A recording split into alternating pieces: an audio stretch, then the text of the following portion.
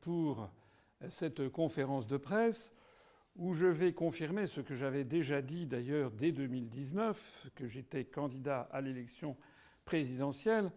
D'ailleurs, le journal Le Monde avait été le premier à le signaler. Et donc je le reconfirme cette fois-ci, mais en assortissant cette conférence de presse d'un programme qui n'est pas le programme encore définitif, mais que vous avez peut-être pu voir pendant les quelques minutes où on vous a fait un petit peu attendre le temps que tout le monde arrive, et qui est un programme qui est quand même assez détaillé, qui est même très précis sur un certain nombre de choses. Je pense même qu'on peut dire que c'est un programme très riche en informations et en décisions qui ne sont pas des décisions floues, des propos généraux, des intentions. C'est toujours, comme je le souhaite, des choses extrêmement précises. Il y a depuis, vous le savez, j'ai créé un mouvement politique en 2007, il y a donc 14 ans et demi, le 25 mars 2007, et je me suis présenté pour la première fois à l'élection présidentielle en 2017. Depuis 2007, mais aussi depuis 2017, de très nombreux événements sont intervenus sur la scène nationale ou internationale et qui, si vous me le permettez, n'ont cessé que d'apporter de l'eau au moulin des analyses et des propositions que je fais depuis plus de 14 ans. En 2017, enfin en 2007 déjà, il n'y avait pas, on ne pensait même pas à l'idée d'un Brexit. En 2017, le Brexit avait été voté, mais il était encore très loin d'avoir été mis en œuvre puisqu'il est entré en vigueur en 2020. Et je me rappelle que pendant l'élection présidentielle, pendant la campagne présidentielle, on m'avait attaqué là-dessus en me disant « Vous voyez bien, ça ne marche pas, c'est pas possible, et c'est ça ». Eh bien, le Brexit a eu lieu, et il se passe, on aura peut-être des questions tout à l'heure, il se passe finalement très bien, nonobstant les campagnes que l'on nous annonce sur les pénuries, comme s'il n'y avait pas de pénurie en France et dans le monde. Depuis 2017, on a parlé aussi du Polexit. C'est d'ailleurs le sujet du jour.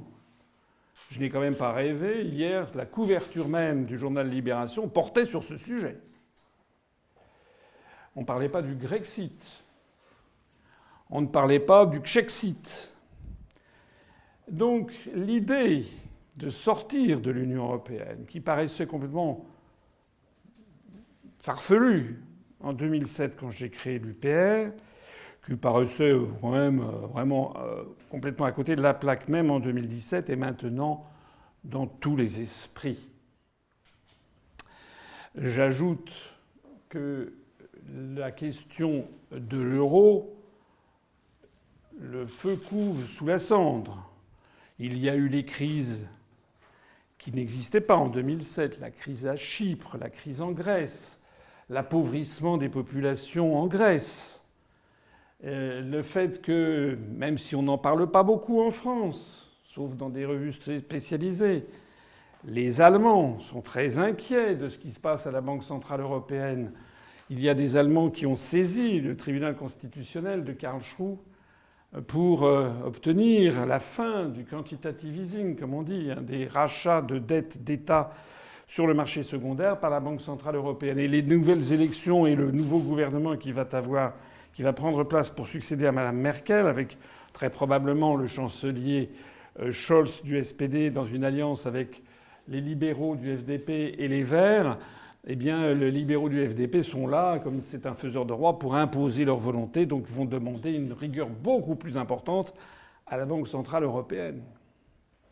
On n'avait pas en 2017 vu le désastre de l'OTAN, que ce soit en Syrie, que ce soit en Afghanistan. On n'avait pas en 2017 un président de la République en personne comme M. Macron qui avait dit que l'OTAN était dans une situation de mort cérébrale. Alors si c'est une situation de mort cérébrale, on fait quoi? Voilà, je ne vais pas égrener tout ça, mais on pourrait citer maintes autres exemples de ce patrimoine public ou privé qui passe en mains étrangères parce que nous n'avons plus en fait les moyens de contrôler les mouvements de capitaux, ce qui nous est imposé par l'Union européenne et par les traités européens. Je ne voudrais pas non plus oublier ce qui n'existait pas en 2017, ou peu, en tout cas ce qui n'existait pas en 2007, qui est... Vous êtes les bienvenus. Ce qui n'existait pas en 2007, c'est la crise des migrants. La crise des migrants qui a montré l'irréalisme de l'espace Schengen, qui a montré à quel point le pouvoir politique est dépourvu de vrais moyens d'action, parce qu'il est contraint par les traités européens, par l'espace Schengen, par la jurisprudence de la Cour de justice de l'Union européenne et par certains articles de la Cour européenne des droits de l'homme. Et ce n'est plus moi qui le dis. C'est maintenant M. Michel Barnier, qui a été 17 ans dans les arcanes du pouvoir, que j'ai connu d'ailleurs lorsque j'étais moi-même conseiller auprès de M. de Charette. M. Barnier, qui est un homme pour qui j'ai du respect, et qui, après avoir négocié pendant 4 ans le Brexit, a fait cette déclaration sensationnelle quand même, qui est qu'il faut, si on veut régler vraiment les questions migratoires en France, conformément à ce que souhaite une écrasante majorité de la population, il va falloir, a-t-il dit, se soustraire à certains articles des traités européens, à la Cour de justice de l'Union européenne et à la Cour européenne des droits de l'homme. Vous avez vu que ça lui a valu aussitôt les fatwas des européistes, puisque nous sommes dans un pays où il n'y a plus de débat sur ces questions, ce qui tranche d'ailleurs avec les pays du nord de l'Europe, ou a fortiori au Royaume-Uni, puisqu'en France, il semble que le débat est strictement limité entre être pour l'Europe et être pour l'Europe. Voilà. C'est-à-dire que vous avez le droit d'être pour ce qui se passe, ou alors pour une autre Europe, mais surtout pas de débat sur le Frexit. Voilà. On a le droit d'être pour une autre Europe. Éventuellement, vous avez vu que ça fait florès en ce moment à droite. Chez des candidats de droite, tout le monde veut faire prévaloir le droit national sur le droit européen. J'ai expliqué que c'est absurde, que ça ne marchera pas, que c'est interdit pour toute une série de raisons. D'ailleurs, d'abord une raison pratique, c'est que si la France applique son droit national, pour les 26 autres feront pareil. C'est déjà la cour du roi Péto, alors vous imaginez, si les 27... En fait, c'est l'explosion générale de l'Union européenne, ce que je ne souhaite pas personnellement, parce que je souhaite que les choses, le retrait se fasse en bon ordre. D'ailleurs, le Brexit s'est passé en bon ordre, en définitive. Je ne dis pas que les négociations ont été faciles. Mais enfin, ça s'est passé. Il n'y a pas de guerre. On a gardé nos relations diplomatiques. On continue à faire des échanges. On continue à se parler avec les Britanniques. Moi, je ne voudrais pas qu'une Union européenne s'effondra comme l'Union soviétique s'est effondrée, avec des crises politiques, des crises monétaires, financières, etc. Nous voulons que la France, comme vous le savez, sorte de l'Union européenne en bonne intelligence avec ses voisins. Et je suis un peu surpris que des gens trouvent plus raisonnable de dire qu'ils vont rester dans le club en n'appliquant plus les règles. C'est un peu comme si vous avez une partie de belote, ou bien vous jouez à la belote et vous appliquez les mêmes règles que les autres, ou bien vous ne jouez pas. Vous n'allez pas participer à un jeu de belote, puis au bout d'un quart d'heure, dire non, finalement, moi, ces règles ne me conviennent pas, j'applique les miennes. Vous imaginez ? C'est exactement la situation dans laquelle on est. Je trouve donc complètement déraisonnable le débat actuel de tous ces responsables politiques, qui d'ailleurs ne sont pas responsables, mais qui sont, au sens étymologique, irresponsables. Pourquoi est-ce que d'ailleurs ne veulent-ils pas le Frexit ? C'est quand même quelque chose d'hallucinant. Pourquoi ? Qu'est-ce qui se passe ?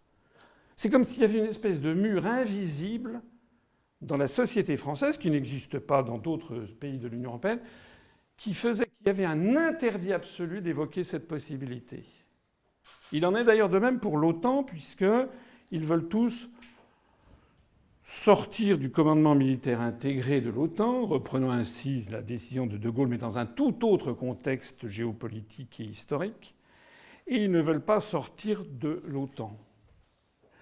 Ce sont en fait des pensées qui sont tout à fait inabouties et qui donnent l'impression de réagir aux événements en essayant de ne pas se mettre trop mal avec la pensée dominante. Ce ne sont pas des pensées et des raisonnements de chefs d'État. Alors, le programme que vous avez vu est un programme très riche que je ne vais pas quand même commenter. Je suis du moins là pour répondre à vos questions ensuite. Je voudrais en premier lieu attirer votre attention sur le fait que fondamentalement, qu'est-ce qui a guidé ce programme ? Premièrement, répondre à ce que veulent les Français, tel qu'en tout cas nous on le perçoit. Les Français, ils font passer année après année, message après message, un certain nombre de choses qu'ils veulent. Et donc on essaie de répondre à ce qu'ils veulent. Ça s'appelle la démocratie. Demos kratos, le pouvoir du peuple.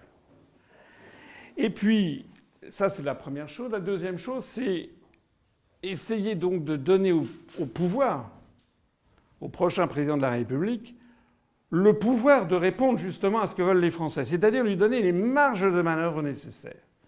Et il y a deux grands types de marges de manœuvre. Il y a la marge de manœuvre juridique, c'est-à-dire arrêter d'être ligoté par absolument tous les traités, par ce que l'on appelle l'état de droit. Il faudra d'ailleurs qu'on reparle peut-être de la question d'état de droit.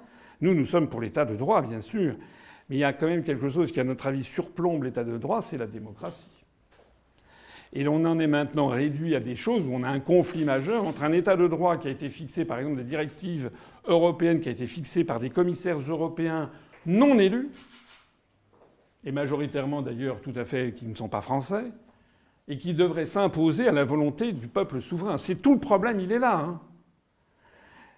Et puis, il y a non seulement des marges de manœuvre juridiques à rendre au pouvoir politique, sinon on va réélire, quel que soit le prochain président, il fera la même chose que ses prédécesseurs. Il ne peut pas faire autrement.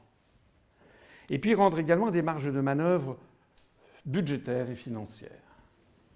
Et le premier aspect, le premier volet de ce plan, vous le noterez, concerne des économies tout à fait considérables qui sont faites. Alors, il s'agit pour l'instant de chiffrage encore provisoire. Nous ne sommes quand même que le 19 octobre. Vous avouerez que nous ne sommes pas en retard par rapport à d'autres.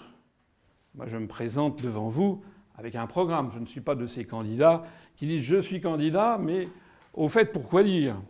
Ça rappelle, il y avait comme ça une citation, je crois, dans un film de Woody Allen, qui disait, il y avait un journaliste qui lui posait, là, il disait sans avoir entendu la question, la réponse est oui, mais quelle est la question, quoi. Donc la réponse est oui, je suis candidat, mais maintenant, qu'est-ce que je vais pouvoir faire? Donc on voit des candidats qui cherchent comme ça, qui font appel aux Français pour savoir ce qu'ils veulent. Non, nous, on se présente, nous, on a suffisamment travaillé, on croit suffisamment comprendre quels sont les problèmes de la France pour proposer aux Français, puis ils verront. En attendant, nous avons des économies tout à fait considérables et qui seront affinées dans les semaines qui viennent, mais qui vont donner des marges de manœuvre absolument fondamentales au gouvernement.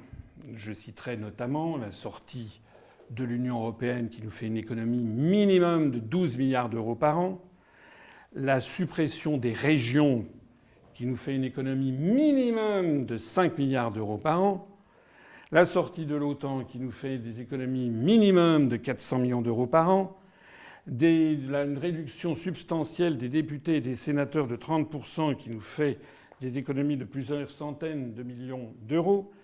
Je citerai également la fin du CICE pour les grandes entreprises, ça fait 10 milliards d'euros d'économies.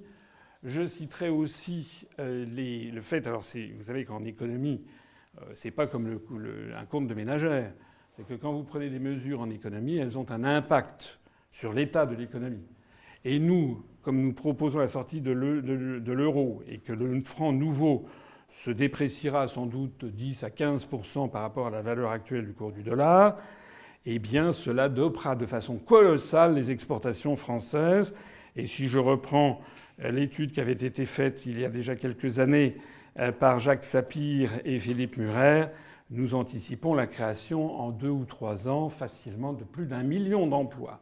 Ce qui signifie 1 million de cotisations patronales en plus, donc une augmentation des recettes, et 1 million de versements de prestations chômage en moins, ce qui permet un rééquilibrage des comptes sociaux.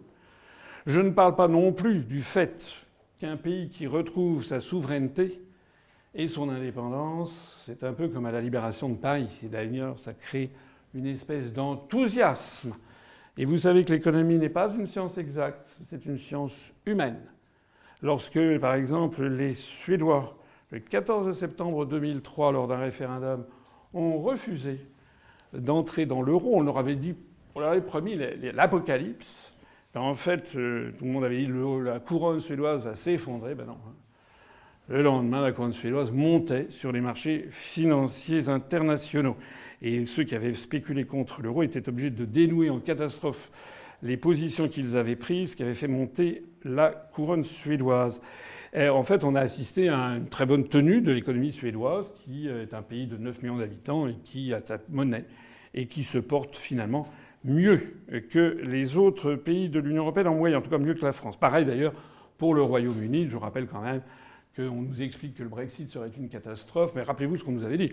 On nous avait dit que on verrait des centaines de milliers de gens de la City traverser la Manche comme ça, égarés.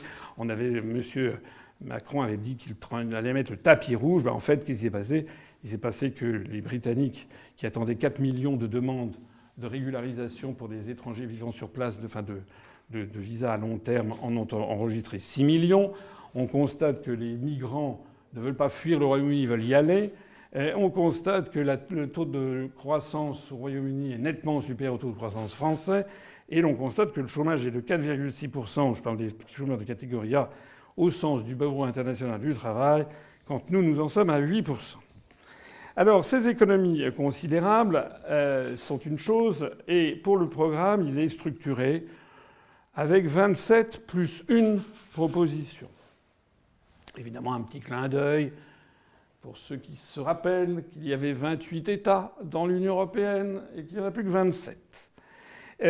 On peut le présenter de diverses façons, mais comme je ne veux pas vous infliger une lecture des 27 points plus le dernier, parce que vous trouverez que je suis trop bavard, c'est un reproche que l'on me fait souvent, je dirais simplement de façon, je vais essayer de résumer un petit peu ça en classant ça sous 3 têtes de chapitre: liberté, égalité, fraternité.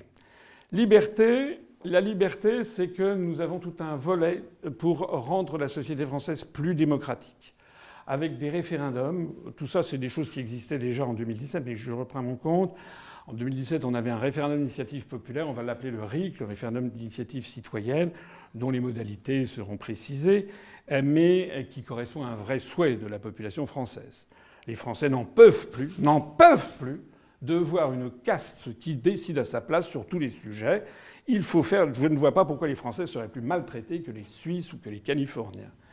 Il faut également démocratiser la société française. Je pense en particulier à l'organisation des élections et en particulier à l'organisation de l'élection présidentielle.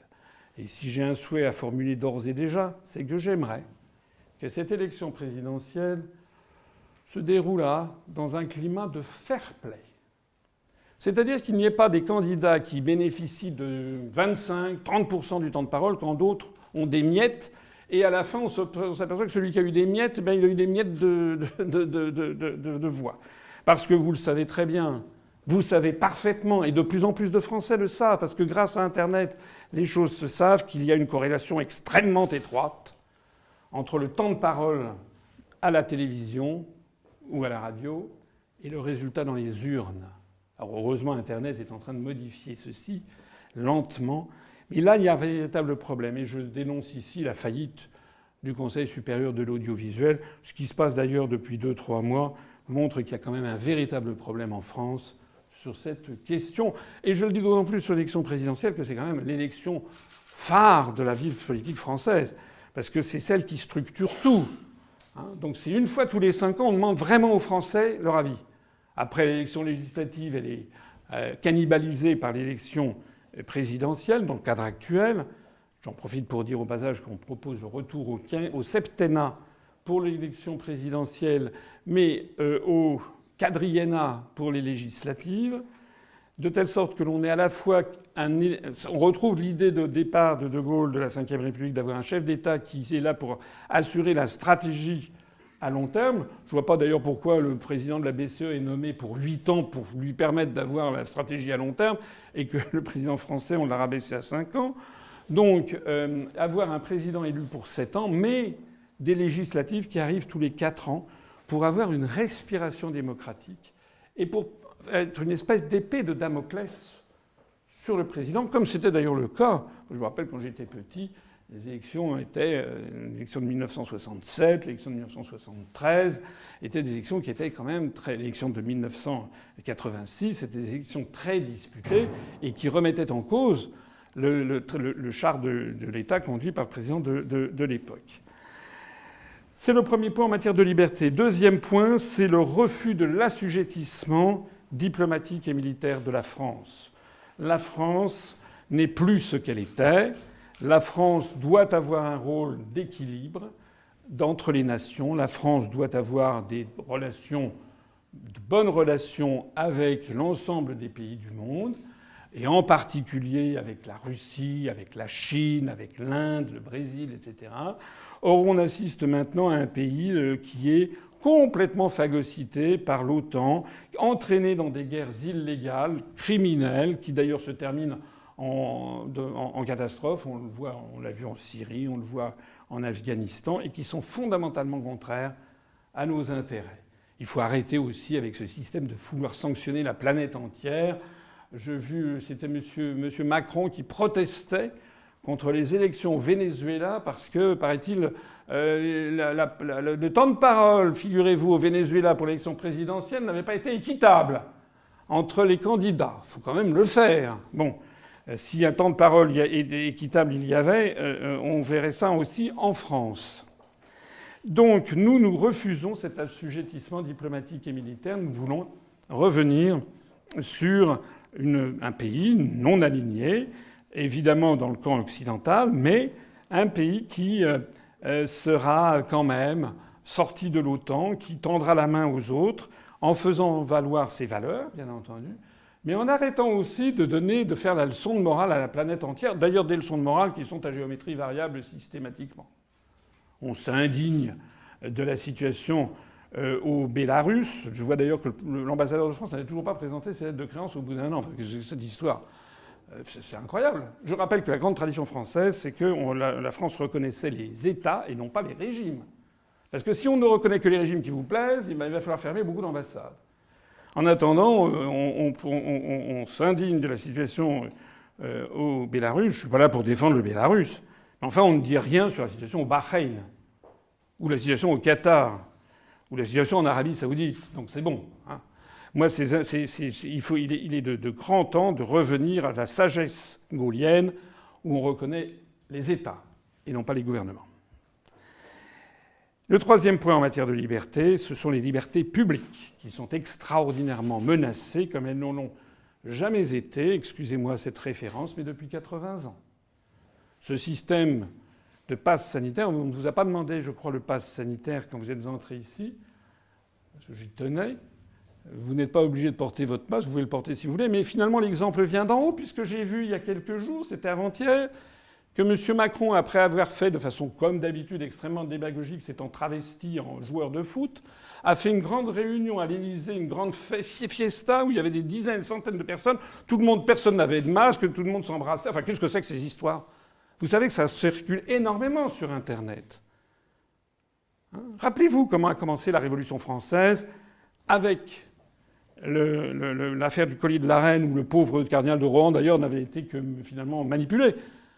C'est parfois sur des détails que les gens s'indignent.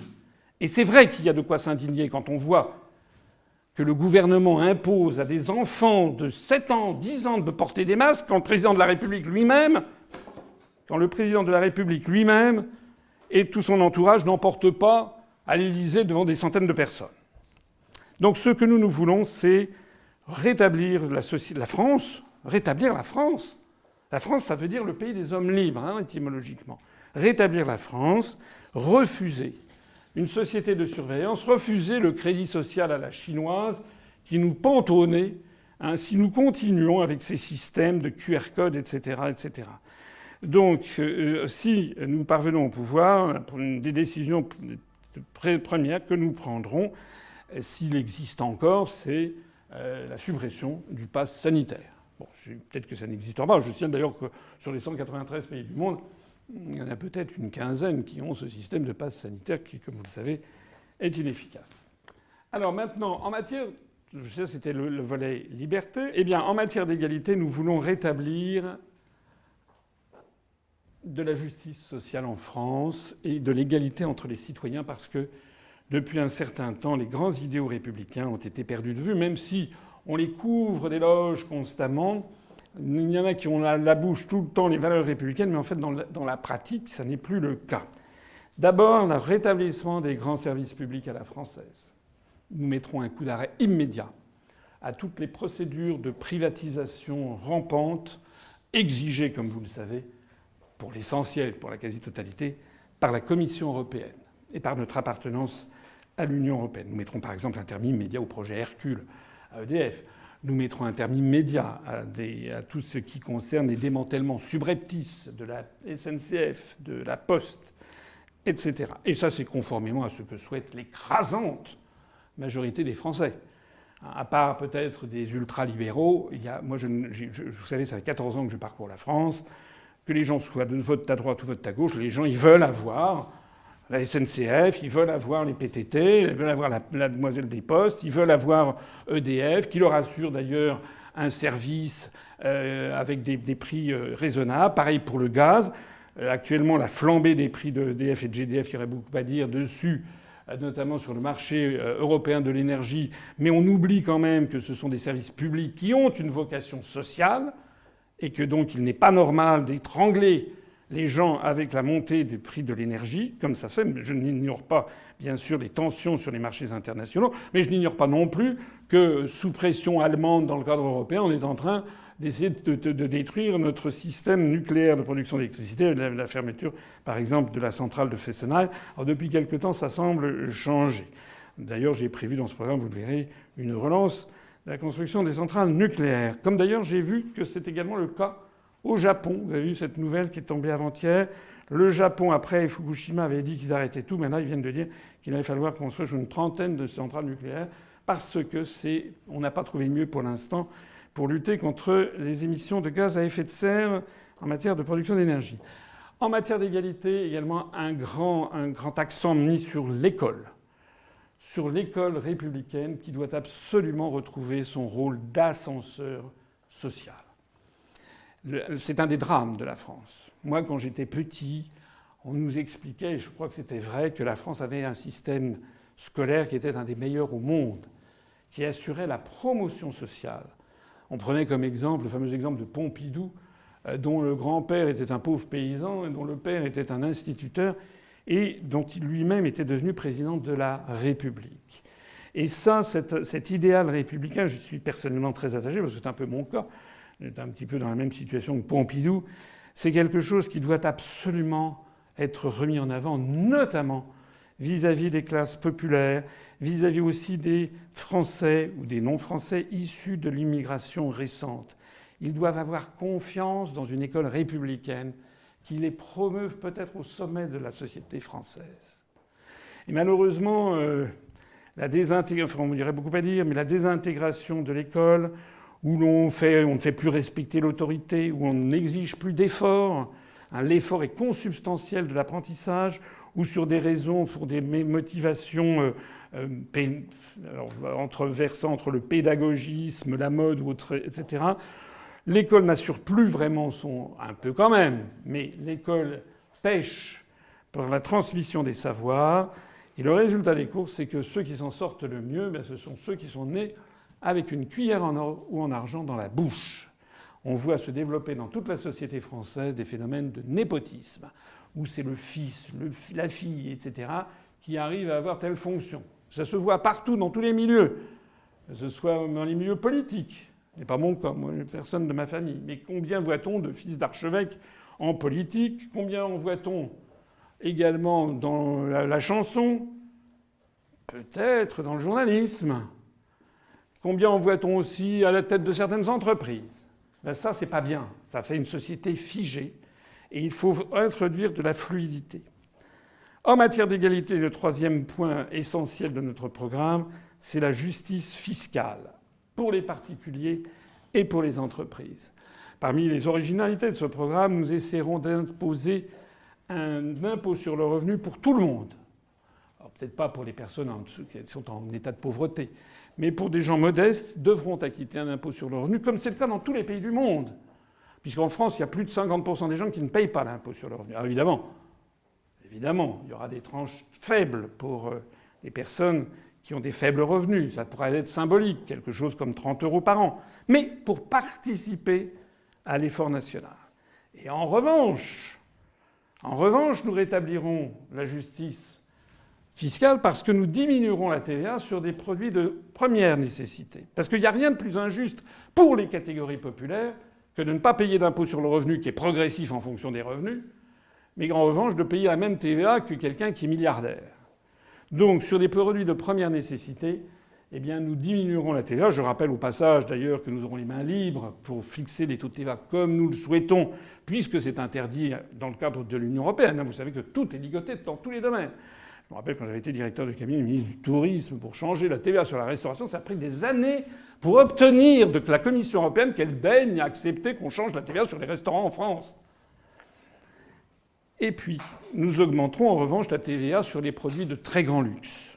S'agissant des entreprises, eh bien, nous allons mettre le paquet, si j'ose dire, en faveur des PME. Je dis bien des PME, c'est-à-dire des entreprises de moins de 50 millions d'euros de chiffre d'affaires, où les charges seront divisées par 2. En revanche, je vous l'ai dit tout à l'heure, nous supprimerons le CICE pour les très grandes entreprises. Et puis, nous procéderons, du fait que nous serons sortis de l'Union européenne, eh bien, nous procéderons à un strict contrôle des mouvements de capitaux qui permettra de lutter contre l'évasion fiscale qui représente des dizaines de milliards d'euros de pertes pour l'État. Ah, évidemment, je suis d'accord que ce programme n'est pas forcément pour plaire aux plus grandes fortunes de France. J'en conviens. Qui d'ailleurs détiennent des médias. J'en conviens aussi. Mais le problème de la France, il est là. Et puis, nous procéderons à un rééquilibrage capital-travail. Depuis maintenant un certain nombre d'années, les revenus du capital sont devenus excessifs par rapport au travail. Donc nous ferons une augmentation du SMIC. C'est pas nouveau. Je vois d'ailleurs tous les candidats maintenant proposent l'augmentation du SMIC. Sauf que ce qu'ils ont oublié, c'est que nous sommes dans l'euro et que Madame Christine Lagarde a tiré la sonnette il y a quelque temps pour expliquer qu'il ne fallait pas que les augmentations de salaire soient supérieures à l'inflation pour la viabilité de l'euro. C'est-à-dire que les projets de tel ou tel candidat qui veut rester dans l'euro mais qui promet des augmentations phénoménales de salaire seront, à peine ce candidat serait-il élu, qu'il ferait le pèlerinage à Francfort à la BCE et reviendrait la queue entre les jambes pour expliquer qu'il ne peut pas faire les augmentations de salaire qu'il a promis. Nous, si, puisque justement on sort de ces étaux, je vous ai dit que l'objectif, c'est de redonner des marges de manœuvre au gouvernement. Donc nous avons prévu une augmentation du SMIC substantielle de 24% sur les 5 ans, c'est-à-dire une moyenne de 4,4% par an en taux composé. Ça ne sera pas forcément linéaire, mais il y a absolument besoin de redonner du pouvoir d'achat aux catégories modestes de la population. Alors ça fera d'ailleurs une augmentation par transitivité, enfin par contagion. Les gens qui sont situés au-dessus de l'échelle des salaires eux-mêmes verront leurs moyens augmenter. Et donc nous verrons une relance de nature keynésienne qui ira très bien avec le fait qu'au même moment, nous aurons rétabli le contrôle des mouvements de capitaux, que nous serons sortis de l'euro, que l'euro, comme je vous l'ai dit, se sera déprécié de l'ordre de 10 à 15%, et donc que nous aurons beaucoup moins d'importations et beaucoup plus d'exportations. Donc on peut tabler sur le fait que cette augmentation des revenus des catégories populaires de la population se portera davantage sur des productions nationales. C'est d'ailleurs en corrélation avec d'autres éléments que je vais vous donner dans un instant. Enfin, la fraternité. La fraternité, eh bien, c'est... On peut résumer 4 éléments de notre programme. D'abord, la lutte contre tous les extrémismes et les communautarismes. Alors, c'est le grand sujet du moment, je ne vous l'apprends pas. Vous savez que l'UPR reste toujours extrêmement prudente sur des questions qui touchent aux hommes. Et donc, ça fait penser à ce... Vous savez que j'aime bien la civilisation chinoise. Il y a un joli proverbe chinois qui dit « On doit gouverner un grand pays comme on fait cuire ou fait frire un petit poisson ». C'est-à-dire qu'il faut être très prudent dans ce que l'on dit. il ne faut jamais attiser les haines entre les gens. Et je suis personnellement inquiet de l'état d'esprit actuel de la population. Donc nous voulons lutter contre les extrémismes. Ça veut dire par exemple interdire le financement des lieux de culte en France par toute puissance étrangère, quelle qu'elle soit. Même une puissance étrangère qui aurait payé le divorce de Nicolas Sarkozy. Nous, c'est quelle qu'elle soit. Nous voulons lutter contre tout ce qui est développement du communautarisme en France. S'agissant de l'immigration, nous sortirons de l'espace Schengen. Honnêtement, comment peut-on vouloir réglementer l'immigration, ce que souhaitent, d'après les sondages, 70-75% de la population, si on reste dans l'espace Schengen? Je rappelle par exemple que les attentats qui ont eu lieu à Nice il y a quelque temps, c'était un Tunisien qui était entré frauduleusement en Italie par Lampedusa et qui était entré en France par l'espace Schengen. Pareil, je crois, pour le Tchétchène de l'affaire du drame absolu de Samuel Paty. Donc nous sortirons de l'espace Schengen, nous rétablirons donc le contrôle aux frontières. D'ailleurs, souvent, moi j'ai vu des gens qui disent « Ah, mais comment vous voulez rétablir le contrôle aux frontières ?» Je dis oui, mais d'ailleurs, c'est ce qui existe. Hein. Si vous allez aux États-Unis, à Djerba, à Moscou, Tokyo, etc., vous êtes contrôlé aux frontières. Dans tous les pays du monde, on contrôle aux frontières. La France aussi. D'ailleurs, vous avez vu que le Royaume-Uni est en train de rétablir des passeports. Qui dit contrôle aux frontières ne dit pas interdiction de circuler. La France a toujours été au centre de l'Europe occidentale, une terre où les gens entraient et sortaient, mais il y a des contrôles aux frontières. Il y a d'autres éléments que vous trouverez dans le programme. Sur l'insécurité, je dirais plusieurs choses. C'est que nous avons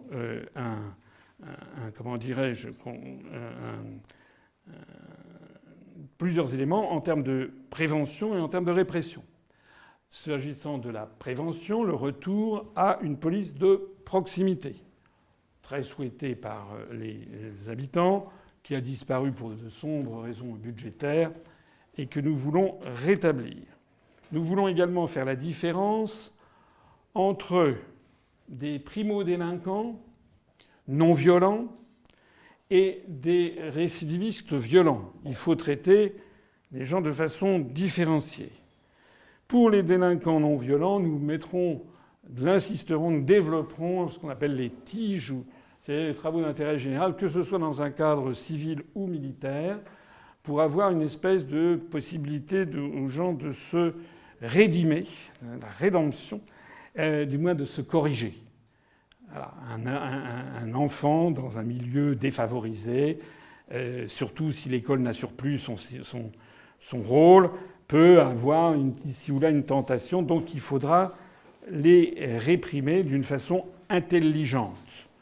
En revanche, pour ce qui concerne les délinquants violents, nous procéderons à la présentation systématique à un juge de tous les délinquants violents. Les peines prononcées seront exécutées et nous instituerons un système de peines planchers qui monteront, dont le plancher, si j'ose dire, s'élèvera en fonction des récidives. En matière toujours de fraternité, je mettrai volontiers dans ce cadre ce qui concerne l'écologie. Il faut bien choisir quelques thèmes parmi les 27, mais c'est un sujet qui préoccupe à juste titre beaucoup de nos compatriotes. L'écologie, c'est aussi une question de fraternité, parce que c'est la fraternité humaine d'abord, parce qu'il faut tous qu'ensemble que l'on empêche la planète de devenir une poubelle géante. Et puis c'est aussi un devoir vis-à-vis de nos descendants, de nos enfants, de nos petits-enfants. N'oublions pas que nous avons hérité de cette planète et que nous la donnerons ensuite à nos petits-enfants. Donc rien ne serait pire que de leur laisser une planète qui est complètement dégradée. Alors, moi, je ne suis pas un prophète de l'apocalypse général, parce que l'être humain a quand même à montrer sa résilience. On arrive quand même, il y a des zones quand même où il y a des choses qui ont été faites et très bien faites. En matière d'écologie, je sais pas, j'ai une idée qui me traverse l'esprit, mais c'est pas tout à fait de l'écologie, mais quand même, c'est tout ce qui concerne l'aménagement du territoire. En France, par exemple, le Conservatoire du littoral est vraiment une institution à préserver, à renforcer. Quand vous circulez en Europe et dans le monde, mais en Europe en particulier, ou dans tout le bassin méditerranéen, vous découvrez que c'est en France que les littoraux sont les mieux protégés. Vous avez des hectares, des dizaines de kilomètres de côtes qui sont restés vierges, hein, comme je pense notamment à la Bretagne, ou même dans certains coins de la Méditerranée. Allez dans d'autres pays méditerranéens, vous verrez que tout a été bétonné. Mais je voudrais dire ici, en matière d'écologie, quelque chose qui me paraît très important. C'est que pour ce qui me concerne, l'Europe et l'écologie sont absolument antinomiques. Et pourquoi donc ? Parce que les traités européens, qui, comme vous le savez, imposent des politiques, ce sont des traités internationaux d'un genre très particulier, ils imposent des politiques ultralibérales, des politiques de libre circulation des mouvements de capitaux, des politiques de libre circulation des marchandises, des politiques poussant au moins-disant social, mais aussi au moins-disant écologique. On le voit bien d'ailleurs, les pénuries qui nous arrivent là en ce moment, c'est bien parce que l'appareil productif de beaucoup de pays, notamment en France, ça a été transféré en Chine, par exemple. On se dit, va-t-on avoir des jouets pour Noël ? Ben oui, si on n'avait pas tout transféré en Chine... D'ailleurs, si vous allez dans des trucs style Toys R Us, je crois qu'ils ont fait faillite d'ailleurs. Une fois j'étais allé, j'avais regardé, il y a 95% des productions, c'était made in China. Donc si on fait tout fabriquer à 14 000 km de chez soi, on fait une noria d'avions, de supertankers, etc., etc. On émet des gaz à effet de serre, on produit dans des pays comme la Chine, où les protections écologiques et environnementales sont des plus faibles, etc., etc. Donc tout ceci est contraire. C'est la raison pour laquelle nous voulons faire une relocalisation, autant que faire se peut, des productions industrielles. Alors, je disais ça il y a 5 ans, tout le monde me brocardait. Maintenant, même M. Macron le dit. Donc il faut relocaliser. C'est la nouvelle, c'est la saison automne-hiver 2021 de M. Macron, et qui nous sort ça. Sauf que, bien entendu, tout ça n'a aucun sens, puisqu'on ne se donne pas les moyens de relocaliser en effet des productions industrielles. Voilà, j'en arrive à la conclusion, et je passerai ensuite, si vous voulez bien, aux questions. La conclusion, c'est, comme on l'a mis dans ce programme, c'est le +1. La proposition +1, la 27e +1, la 28e proposition. C'est quoi notre 28e proposition ? C'est que je prends l'engagement devant les Français de mettre en œuvre en effet ce programme. Et je peux le faire, c'est comme dans Pierre Dac, je peux le faire parce que nous aurons récupéré ces marges de manœuvre juridiques et financières. Sinon, je pourrais faire comme tout le monde, hein. Je passerais d'ailleurs peut-être davantage à la télévision. Si je disais oui, l'Europe, c'est formidable, simplement il y a des petits points, il faut une autre Europe, ça fait 70 ans que ça dure. Hein. Et puis voilà, je serais élu et je ferais quoi ? J'appliquerais les grandes orientations des politiques économiques fixées par la Commission européenne. J'appliquerais les directives de la Cour de justice. J'appliquerais les oukases de la Banque centrale européenne. En fait, je ferais ce qu'a fait M. Macron, M. Hollande, M. Sarkozy, c'est-à-dire, en fait, je serais le pilote d'un avion dont le plan de vol a déjà été tracé. Donc je prends l'engagement devant les Français que nous mettrons effectivement en œuvre ceci, et je le prends d'autant plus que je prévois une espèce de contrat de confiance, ça vous fera penser à un vendeur d'électroménager. Je prends un contrat de confiance, c'est-à-dire que si au bout de 2 ans et demi après mon élection, il n'y a pas la moitié, 14 de ces 27 engagements, qui n'ont pas été tenus ou en voie de l'être, je pense par exemple à l'augmentation du SMIC, ça sera en cours, hein, on aura pu voir déjà si ça a eu lieu, eh bien je remettrai mon mandat à la disposition du peuple français qui tranchera pour savoir s'il a été ou non roulé dans la farine. Je terminerai ainsi ma petite présentation en citant Ernest Renan, vous connaissez, cet historien, essayiste célèbre du XIXe siècle, qui s'était rendu célèbre notamment par un discours à la Sorbonne, « Qu'est-ce qu'une nation ?» Ernest Renan avait eu ce mot que je trouve assez extraordinaire. Il avait dit « L'élection favorise le charlatanisme. Eh bien, avec moi, les Français n'ont pas affaire à un charlatan. Ils ont affaire à quelqu'un qui dit les choses, qui va, comme le conseiller de Gaulle, au fond des choses, qui leur explique où sont les blocages de la société française et comment faire pour résoudre le problème. Je vous remercie de votre attention. Bon, vous avez compris, Asselineau 2022, c'est parti. C'est parti avec la presse. On a eu beaucoup de journalistes qui sont venus nous écouter.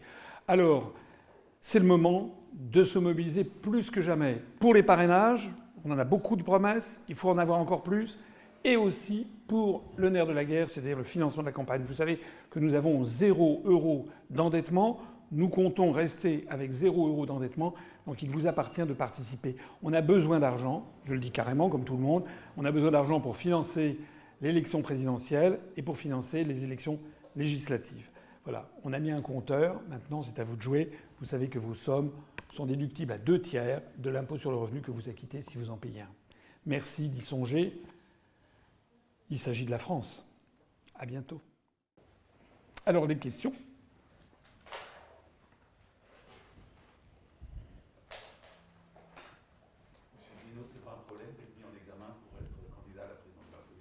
Non, je ne pense pas. Je pense que c'est... D'abord, j'ai eu l'occasion de m'exprimer sur cette affaire. Je réfute absolument les accusations qui ont été portées contre moi. Deuxièmement, je fais déjà des longues réponses. Deuxièmement, l'affaire suit son cours. Donc, on ne peut pas la commenter. Troisièmement, vous savez que lorsque vous êtes candidat à l'élection présidentielle, il y a probablement des gens qui aiment bien essayer de trouver comment vous nuire. Je suppose qu'un certain nombre de gens sont allés voir si j'avais des comptes en Suisse. J'en ai pas. Si j'étais cité dans les Panama Papers, je n'y suis pas. Dans les Pandora Papers, non plus. Si j'ai des comptes à Grand Caïman, non plus. Est-ce que j'ai dépassé les plafonds de comptes à l'élection présidentielle de 2017 ? Nous en étions fort loin.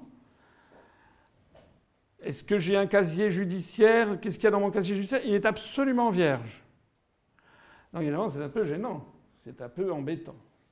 Voilà.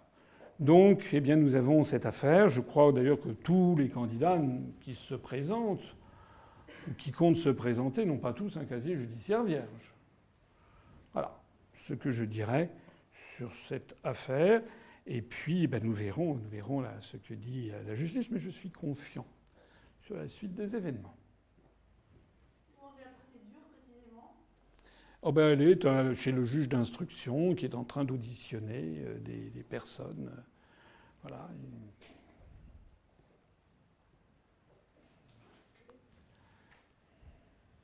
Qu'en est-il de vos parrainages, monsieur ? Alors, les parrainages, comme vous le savez, les parrainages, personne n'en a.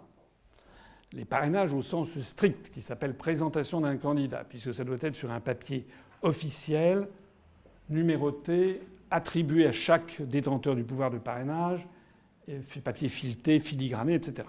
Ces papiers seront envoyés par le Conseil constitutionnel, si j'ai bien compris, à partir du début du mois de janvier prochain. Alors, vous savez qu'il y a des candidats qui ne sont pas dans la même situation. Ceux qui sont choisis comme étant le candidat du parti politique, si c'est un parti politique qui a beaucoup d'élus, eux, ça ne pose pas un problème. Quel que soit le candidat qui sera choisi par LR, ils ont suffisamment en eux-mêmes d'élus pour fournir en l'espace de 15 jours les parrainages nécessaires à leur candidat. Pareil pour le Parti socialiste, pareil pour EELV. En revanche, les candidats qui ne bénéficient pas d'un parti politique ayant autant d'élus, nous en avons quelques-uns. Il y a quelques maires qui sont adhérents de l'UPR, mais ça ne va pas très loin. Nous sommes donc obligés, comme la plupart des autres candidats, à aller quémander des promesses de parrainage auprès des détenteurs du pouvoir de parrainage. Alors pour répondre à votre question, si je fais cette conférence de presse, c'est que j'ai bon espoir d'y parvenir. Nous avons beaucoup de promesses de parrainage. Nous en avons suffisamment pour avoir l'espoir de parvenir. Nous n'en avons pas suffisamment pour avoir une certitude, d'autant plus que vous savez qu'il faut 500 parrainages et qu'il faut compter une marge d'incertitude. Il peut y avoir des maires ou des détenteurs de pouvoir de parrainage qui, au dernier moment, n'honorent pas leurs promesses. Donc il faut avoir une marge de sûreté. Et donc voilà où nous en sommes. Disons qu'actuellement, nous avons à peu près le même nombre de promesses, peut-être même un peu plus que nous en avions à la même époque en 2016. Donc voilà. Mais il ne faut surtout pas baisser l'effort parce que c'est très difficile à obtenir. Et d'ailleurs, j'en profite pour dire ici que finalement, c'est vous les journalistes, vous devriez peut-être de temps en temps aller sur le terrain et puis demander à des maires qui est-ce qui cherche des parrainages. Vous auriez peut-être des surprises. Il y a des gens qui sont médiatisés et qui, en fait, semble-t-il, en cherchent peu. Et M. Philippot aussi va chercher des parrainages sur un Brexit aussi. Est-ce que ça ne va pas vous en empêcher Je ne sais pas. Je ne sais pas. Je ne sais pas. Écoutez, il y aura un juge de paix, c'est qui aura les parrainages. Voilà. Vous avez combien là du coup ? Ah ça, je ne vais pas vous le dire, puisque personne ne le dit, mais je vous ai dit qu'on en a suffisamment pour être confiant dans la suite des événements, et suffisamment peu pour ne pas... Parce que d'abord, c'est un simple principe de prudence, parce que, encore une fois, ce ne sont que des promesses. Voilà. Donc les promesses, il faut quand même avoir une marge de manœuvre. Est-ce que vous avez fixé un objectif ? Vous étiez à 0,96% en 2017. Est-ce que vous avez fixé un objectif en 2022 ? Oui, alors je vous répondrai le meilleur pourcentage possible. Je n'ai pas foncé les portes ouvertes. En 2017, j'avais été déçu, comme toutes les personnes qui étaient avec nous, parce que nous pensions faire un meilleur score. On ne pensait pas faire des scores mirobolants, mais enfin, on pensait faire un meilleur score que celui que nous avons obtenu, peut-être de 2-3 points, de 2-3%. On avait méconnu des éléments très importants, c'est que j'étais tout à fait nouveau, que personne ne me connaissait. Peut-être j'ai peut-être commis des erreurs de communication. Peut-être, par exemple, beaucoup de gens pensaient que dans mon programme, il n'y avait qu'un seul truc, c'était la sortie de l'Union européenne. Non, pas du tout, c'était pas vrai du tout. Il y avait un programme extrêmement détaillé, mais on avait focalisé l'attention des gens. Moi, j'ai vu combien de gens qui m'ont dit « Ouais, mais de toute façon, lui, la seule chose qu'il veut, c'est sortir de l'Europe. » Comme si c'était une fantaisie. Comme si c'était par nostalgie ou par je sais pas quoi. Non, non. Si j'ai essayé de vous le démontrer ici, c'est parce que si on veut sortir de l'Union européenne, c'est pour récupérer les marges de manœuvre, pour répondre à ce que veulent les Français. Sinon, on ne peut pas. C'est aussi simple que ça. J'en profite d'ailleurs pour dire que si on ne sort pas de l'Union européenne en 2022, le problème continuera de s'aggraver dans les années qui viennent. Parce que vous êtes, comme moi, des citoyens français quand même. Comme moi, vous avez des amis, de la famille, des enfants, des conjoints. Vous savez quand même bien que la société française va de mal en pis. Vous savez qu'il y a quand même des attentes de plus en plus massives qui se prononcent. Et puis on fait comment pour régler ça ? Moi, je ne veux pas de politique du bouc émissaire. Jamais. Je ne veux pas des yaka faucons. Et j'attends d'ailleurs que... Moi, j'ai mis sur la table un programme. Il n'est pas complet, mais il est quand même précis. J'attends de voir ce que vont faire les autres. Et j'attends de faire la jurisprudence du +1, que je vous invite peut-être à reprendre avec moi. C'est-à-dire d'appliquer cette grille de lecture à tous les programmes qui vous seront présentés. Mais est-ce que c'est possible, monsieur untel ou madame machin, est-ce que c'est possible ce que vous nous promettez dans le cadre des traités européens, dans le cadre de la Cour de justice de l'Union européenne, dans le cadre des instructions de la Banque centrale européenne ? Voilà. Donc, pour répondre à votre question, la différence entre 2017 et maintenant, c'est que quand je suis arrivé en 2017, d'abord j'avais eu un silence radio total sur mon existence même, et puis quand j'avais eu les parrainages, c'est tout juste si je n'étais pas entré par effraction, j'avais vu des gens comme si j'étais un... On avait commencé à parler de la question européenne un mois avant le premier tour. Voilà. Et d'ailleurs, je n'avais pas été particulièrement bien traité, puisque bien entendu, j'étais complotiste, conspirationniste, d'extrême droite, c'est ce qui est absolument faux. S'agissant de l'extrême droite, comme d'ailleurs du reste, mais l'extrême droite, ça a été fixé par le ministère de l'Intérieur. L'extrême droite, ce sont des partis qui sont des partis racistes. Je précise qu'il y a beaucoup de Français d'origine de l'immigration membres de l'UPR. Ce sont des partis qui ont une lecture raciste antisémite, anti-musulmane, etc. de la situation, ça n'est absolument pas notre cas. Ce sont des partis qui, par ailleurs, sont assez favorables à des solutions expéditives en matière de droit. Ce sont des partis, en général, historiquement, les partis d'extrême droite, qui sont favorables à une alliance entre le pouvoir et les plus grandes fortunes. Nous n'avons strictement... J'offre une caisse de bouteilles de champagne à quelqu'un qui me montrerait en quoi nous sommes d'extrême droite. D'ailleurs, encore une fois, le ministère de l'Intérieur a tranché, pas seulement d'ailleurs, puisque je crois qu'il y avait également le CSA qui avait donné une injonction à France 5 qui nous avait qualifiés d'extrême droite. Je n'en dirai pas davantage du reste. Mais alors, il y a effectivement peut-être des gens qui considèrent que vouloir sortir de l'Union européenne, de l'euro et de l'OTAN serait en soi quelque chose d'extraordinaire. Alors là, c'est une extension du concept. Alors bon, historiquement, c'est faux. Pour terminer sur votre question, je vois que là, en 2017, vous achetez Libération d'hier matin, le drapeau européen, c'est la première en une. La question européenne, elle est là, elle est sur la table. Et fait compter sur nous pour qu'elle soit de plus en plus sur la table. Parce que moi, je vous l'ai dit, nous, on veut une élection fair-play. On veut que le débat ait lieu, comme il a eu lieu d'ailleurs au Royaume-Uni, où il s'est terminé par un Brexit, comme il a eu lieu ou comme il a lieu régulièrement dans les pays scandinaves ou dans l'Europe du Nord, ou même en Suisse, lorsqu'il a été question que la Suisse gagne l'Union européenne. Nous, ce débat n'a pas lieu. Je vous l'ai dit déjà tout à l'heure. Le débat, c'est est-ce que vous êtes pour l'Europe ou pour une autre Europe ? Et si vous voulez sortir de l'Union européenne, c'est comme si vous aviez lâché une flatulence devant un public choisi. Non. Non, non. Nous allons nous imposer ce débat. Voilà. Et comme je vois quand même ce qui est le sentiment de la population, croyez-moi que ces idées que je développe depuis 14 ans ont énormément progressé depuis maintenant, je dirais depuis 2 ans. D'abord déjà avec le Brexit. Parce qu'on avait quand même expliqué aux Français que s'il y avait le Brexit, le Royaume-Uni serait rayé de la carte. Voilà. Puis les gens voient que non. Bon. Donc les gens, ils se disent, tiens, finalement, on avait un peu exagéré la situation. Et puis les gens voient bien l'accumulation des inconvénients, ils voient bien le nombre d'entreprises françaises qui passent en mains étrangères. Ils voient bien aussi à quel point la France est devenue complètement maintenant à la remorque de l'Allemagne, comment l'Allemagne conçoit les relations avec les pays de l'Europe et en particulier avec la France comme des relations de domination. Je citerai encore le transfert du moteur de je ne sais plus quelle fusée en Allemagne. On a en permanence le sentiment que la France est en train de disparaître et de perdre tous ses intérêts géopolitiques. On le voit dans tous les domaines. Donc, ça c'est perçu par la population. Et ce que nous voulons faire, c'est que on veut bien distinguer ce grand débat qui, de toute façon, va arriver, puisque, en tout cas, c'est ma conviction profonde, la construction européenne terminera comme la construction du socialisme, c'est-à-dire par une explosion générale.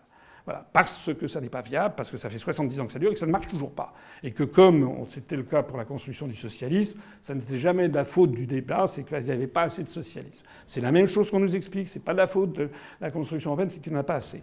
Sauf que ça ne marche pas parce que, pour toutes les raisons que j'ai exposées, ça fait 14 ans que je fais des conférences pour montrer que les États ont des intérêts nationaux légitimement différents. Ils n'ont pas la même géographie, ils n'ont pas les mêmes affinités, ils n'ont pas les mêmes voisins, ils n'ont pas la même tradition historique, syndicale, sociale, ils n'ont pas le même tissu industriel, etc., etc., etc.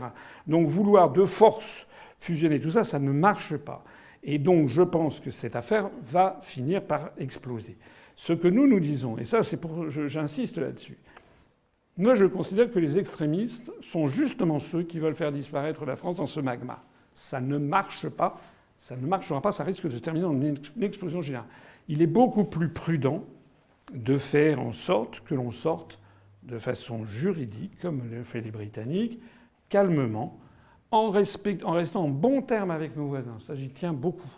On restera en bon terme. Parce que ce que propose d'ailleurs un certain nombre d'autres candidats sur le thème « on va désobéir au traité, on va faire ci », ça, c'est du nationalisme. Hein. Moi, je n'ai pas envie que la France impose à l'Allemagne, à la Finlande, à la Suède, à la République tchèque ou au Portugal nos intérêts nationaux. Parce que ça, c'est vraiment quelque chose sous couvert comme ça de... Non, non, non, non. Non, je ne suis pas d'accord avec cette idée qu'on devrait désobéir au traité, qu'on devrait imposer notre droit national. Non, je ne suis pas d'accord. Parce que je ne serais pas d'accord que les autres le fassent à notre rencontre. Dans le contexte, votre objectif, c'est de combien alors? Vous savez qu'il y a quand même une importante corrélation, je l'ai dit tout à l'heure, entre la couverture médiatique et les résultats dans les urnes. Également avec les fonds dont dispose un parti. Je m'enorgueillis que notre mouvement politique n'a aucun endettement. Je l'ai posé comme ça depuis le début. Je me ferai remarquer d'ailleurs au passage comment il est finalement cocasse de voir des responsables politiques qui s'indignent de l'endettement de la France en disant « votez pour moi, je vais faire mieux » et qui sont incapables de leur petite boutique de la gérer sans être en faillite, alors même qu'ils reçoivent de l'argent de l'État. Nous, on reçoit 0 € de l'État, 0 € de quelque force. Vous imaginez qu'on n'est pas financé par des milliardaires. Donc notre argent à nous, il ne vient que du peuple français. D'ailleurs, il y a une proposition parmi... Il y a beaucoup d'originalité dans le programme. Vous verrez, c'est pas un programme qui ne dit rien. C'est pas un programme vide. Il y a par exemple la proposition d'interdire les financements des partis politiques par l'État. Voilà. C'est-à-dire qu'un parti politique, il doit trouver dans le peuple français des gens qui sont d'accord pour payer pour lui. S'ils ne le trouvent pas, ils vivent de rentes étatiques. J'ai à l'esprit des partis politiques où il n'y a pratiquement personne, mais comme ils ont des députés, comme ils ont une espèce d'apanage, comme on disait au temps de la monarchie, et donc ils ont des fonds qui leur tombent parce qu'ils ont des députés, parce qu'ils passent des alliances, donc ils ont des députés, des députés. Le truc, c'est une coquille complètement vide, qui ne correspond à rien, qui n'a pas de programme en particulier, mais ils ont des fonds de l'État. Non, je ne pense pas que l'État doive financer les partis politiques. Après tout, que les autres partis fassent comme nous. C'est simple. Monsieur Asselineau, quel budget vous avez pour la campagne, justement ? Alors là, on va essayer d'avoir au moment même où je vous parle, nous avons lancé, c'est en cours, c'est bon, hein, donc le site asselineau2022.fr. Vous pouvez aller déjà, il vient d'être mis en ligne. Donc il y a un compteur d'adhérents. Ce site, c'est un compteur d'adhérents, un compteur de dons pour récolter. Nous espérons récolter 3 millions d'euros pour la présidentielle plus les législatives. Vous voyez qu'on est quand même très loin je crois que c'est 22 millions d'euros qui sont recherchés. D'ailleurs, au passage, je sais que je suis parfois un peu trop disert, mais moi, il y a des choses qui m'étonnent dans la vie. Pourquoi a-t-on besoin de tant d'argent pour la présidentielle ? Nous, en 2017, on avait dépensé 1 800 000 euros pour la présidentielle. Donc on est un peu sur les mêmes tendances qu'en 2017, un petit peu plus. Hein. En 2017, on avait dépensé 1 800 000 euros et on avait fait des grandes réunions dans des immenses salles, un peu à Lyon, Montpellier, Bordeaux, à Lille, enfin voilà, on avait fait sans compter pour fêter le 10e anniversaire, on avait loué, c'était à la porte d'Aubervilliers, une grande salle où il y avait eu quasiment 10 000 personnes qui étaient venues. C'était quand même pas mal. D'ailleurs, nous ferons la même chose, je vous donne tout de suite rendez-vous pour les 15 ans de l'UPR, ça sera le 25 mars, ça sera en pleine, une quinzaine de jours avant le premier tour. Pour le 25 mars 2017, c'était les 10 ans de l'UPR, on avait fait donc une réunion, il y avait eu 10 000 personnes qui étaient venues, porte d'Aubervilliers. Eh bien, ça nous avait coûté 180 000 euros. C'est cher. Mais quand je vois que des campagnes dont on parle en ce moment, où il y a des affaires qui reviennent, voilà, il paraît qu'il y aurait des candidats qui, en 2022, auraient dépensé 6 millions d'euros pour une réunion avec 20 000 personnes. Bon. Moi, personnellement, je vois que nous avions fait une campagne qui était correcte. D'ailleurs, les campagnes électorales, elles se passent essentiellement à la télévision, à la radio. Voilà, moi, quand je suis allé en province, il y avait des gens enthousiastes. C'est important, bien sûr, que le candidat... Mais c'est pas là que se joue l'élection. L'élection, elle se joue d'abord à la télévision et à la radio. Donc, personnellement, je ne comprends pas ces montants. Parce que... D'ailleurs, en 2017, je n'avais pas eu le sentiment de faire moins de réunions publiques que les autres. Hein. J'avais même eu parfois le sentiment d'en faire plus que les grands candidats. Alors, je ne sais pas à quoi sert cet argent. Personnellement, je m'interroge. En tout cas, nous, tous nos comptes, c'est évidemment parfaitement transparent. Et voilà donc voilà ce que nous envisageons. Est-ce que vous proposez à M. Philippot de rejoindre Il est aussi sur le Frexit. Oui, bon, attendez. M. Philippot est sur le Frexit, ça ne m'a pas échappé. De même qu'il ne m'a pas échappé que lorsqu'il a créé son parti politique après 10 ans, avoir été, 10 ans après que je l'avais créé le mien, il a jugé bon de créer le sien. Bon, en reprenant 90% de ce que je disais. Pas que. Il y a ajouté, on l'a vu par exemple sur l'affaire récemment de la vaccination, des propos que j'ai jugés extrémistes pour ma part. Je rappelle que je n'ai jamais été anti-vaccin. J'ai dit en revanche qu'il fallait qu'il y ait la liberté de choix pour les Français, y compris avec des vaccins qui sont les vaccins chinois, russes, cubains, etc. Je pense que les Français doivent avoir la liberté de choix. Mais je ne suis pas du tout anti-vaccin par principe. Par ailleurs, je n'ai pas versé... bref, je n'ai pas les mêmes amis, je n'ai pas les mêmes références, je n'ai pas le même public. On a des publics un petit peu différents. Voilà. Je regrette que M. Philippot ne soit pas venu. Vous savez, on est dans une scène... Regardez la scène politique française de façon générale. Les Français, c'est le peuple gaulois. La grande difficulté des gens à se réunir. Moi, j'avais fait un tour de force, c'était en face, c'était le 31 janvier 2020, où j'avais réuni un certain nombre de responsables politiques qui étaient venus pour fêter avec moi le Brexit. Il y avait M. Philippot, M. Dupont-Aignan, M. Cheminade, M. Jean-Frédéric Poisson, M. Casanova, un ex du Parti socialiste. Il y avait Pierre Lévy, qui est un journaliste ex du Parti communiste. Et il y avait le représentant du Comte de Paris. Il y avait Dominique Jamais. Il y avait beaucoup de monde. Il y avait Georges Kuzmanovic. Il y avait beaucoup de monde. Voilà. Et il est évident que je leur ai proposé qu'on fasse quelque chose ensemble. Bon, chacun, pour l'instant du moins, chacun suit un petit peu son truc.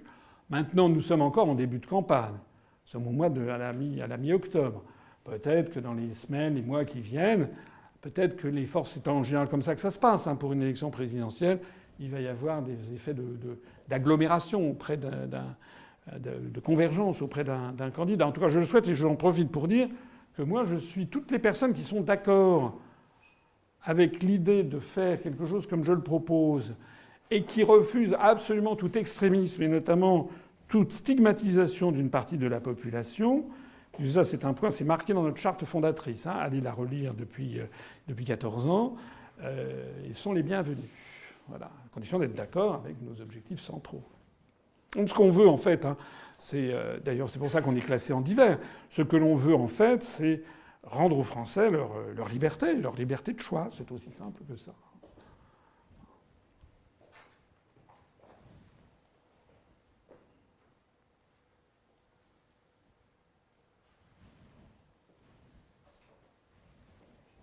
C'est tout ? Vous avez satisfait votre curiosité ? Bon, écoutez, il me reste à vous remercier. J'en profite quand même pour vous dire que d'abord, vous avez des petites viennoiseries si vous souhaitez en prendre avec un café. Deuxièmement, je suis à votre disposition pour répondre à vos questions. Et pas forcément aussi, dans ce cadre aussi, mais si vous le souhaitez, il y a des personnes, je sais qu'on avait convié des youtubeurs qui ont préféré m'inviter sur leur plateforme. Voilà, donc je suis à votre disposition pour venir répondre à vos questions, dans la mesure où tout ça reste des débats de fond, des débats qui honorent la démocratie. Voilà. Merci beaucoup en tout cas.